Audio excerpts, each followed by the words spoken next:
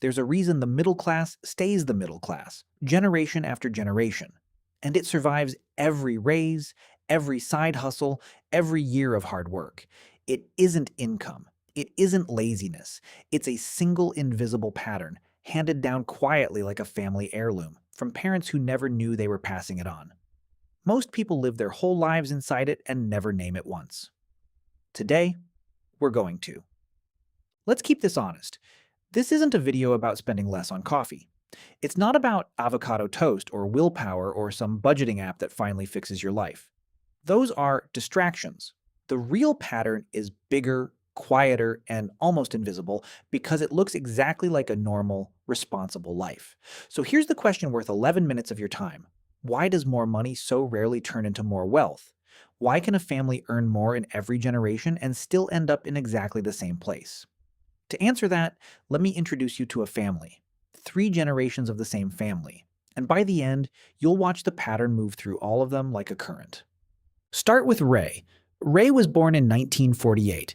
He worked at the same plant for 31 years, earned a solid middle-class wage, and did everything right by the rules he was given. He bought a modest house, he kept his cars until they died. He put a little away when he could, and when Ray got a raise, he did something that felt completely responsible. He improved his life a little. A better car, a bigger TV, a nicer vacation once a year. Nothing crazy, just a small, sensible upgrade every single time the paycheck grew. And here's what nobody ever told Ray. Every one of those upgrades was a decision to spend the raise instead of own something with it. Ray retired comfortable enough. But he retired with a paid-off house and almost nothing else.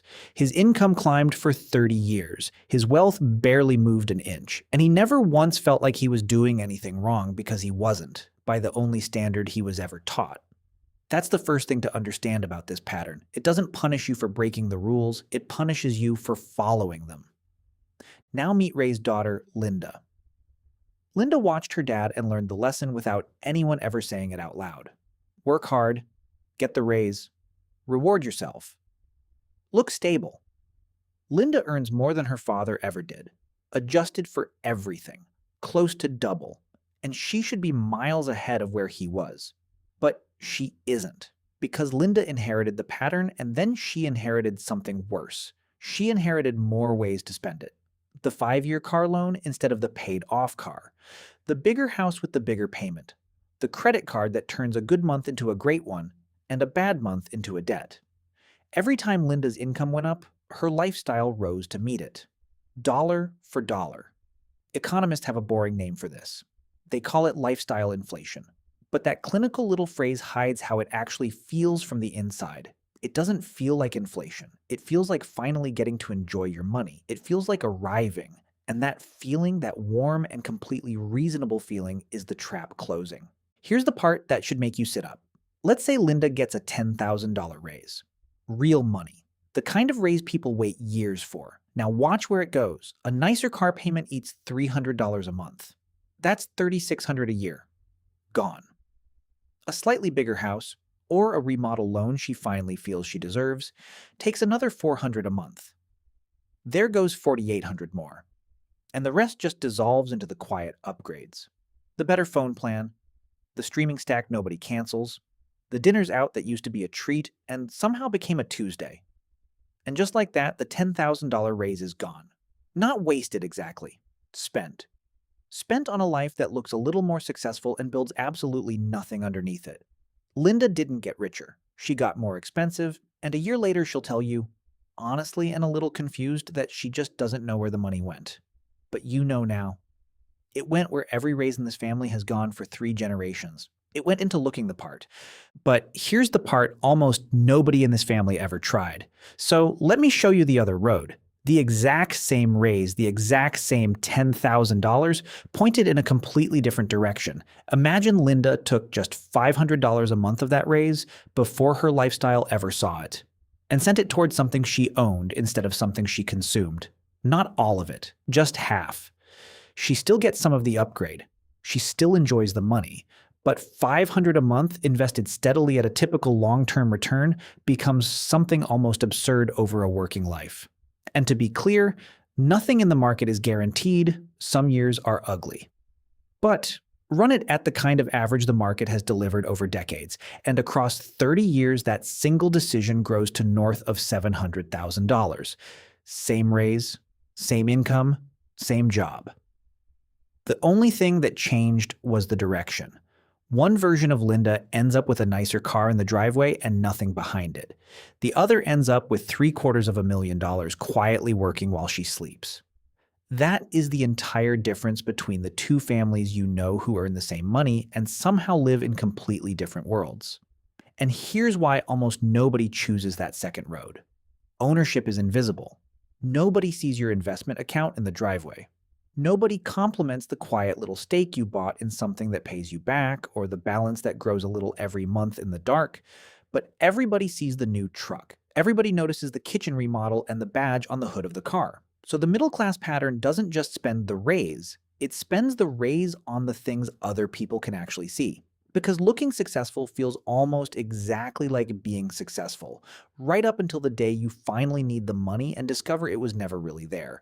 So now we can finally say the thing the title promised. The middle class doesn't stay the middle class because it doesn't earn enough. It stays the middle class because of what it does with what it earns. Give this family more money. And the pattern just scales up with it. A bigger raise buys a bigger car, and a bigger house, and a bigger version of the exact same result. Because the pattern was never about the size of the income. It was about the direction the money flows. And here's the difference nobody ever drew for them on a napkin. When money comes in, it can only flow two ways. It can flow toward things you consume, cars, upgrades, the appearance of comfort. Or it can flow toward things you own, assets that pay you back, that grow while you sleep, that build a second income you never had to clock in for. The middle class pattern sends almost every new dollar toward consumption. And the people who break out of it in every single generation do one boring, unglamorous thing differently. They send a piece of every raise toward ownership first before their lifestyle ever gets a vote. And I want to be careful here because this is not a video about blaming your parents, and it is definitely not about blaming you. Nobody in this family was reckless. Ray was disciplined, Linda is responsible. They followed the pattern perfectly, and the pattern rewarded them with exactly what it was built to deliver. A life that looks like it's working. And that is precisely what makes it so hard to see. The trap doesn't feel like a trap, it feels like a reward. It feels like the whole point of working in the first place. So ask yourself something honestly. If the pattern feels like success the entire time you're inside it, how would you ever know to question it? You wouldn't. Your money habits aren't random, and they aren't a character flaw. They're a script you were handed before you were old enough to question it, written by people who were handed the very same script, which means the pattern was never your fault. But now that you can see it, what happens next is. Which brings us to the third generation, Linda's kid. Maybe that's you, or maybe it's someone you love. Standing at the exact moment the pattern gets handed down one more time. The first real raise is coming. The first serious paycheck. And the whole current of family history is pushing that money in one direction, toward a nicer car, a bigger apartment, the visible, shareable, undeniable proof that you finally made it. That's the moment the whole thing gets decided. Not with a budget, not with willpower, with a direction, because the person who breaks the pattern doesn't earn more than everyone around them. They rarely do. They just point a piece of every raise somewhere their family never once thought to point it. Toward the boring, quiet, unglamorous work of owning things instead of only buying them. That's it. That is the entire secret the middle class was never handed. It's not a bigger number, it's a different direction. So the next time a raise shows up, and a voice in your head says you've earned a little upgrade, notice that voice. It isn't wrong, it's just old. It is 3 generations old, and it has never once made a single person in your family wealthy. You don't have to obey it, and you don't have to name the whole pattern for the world.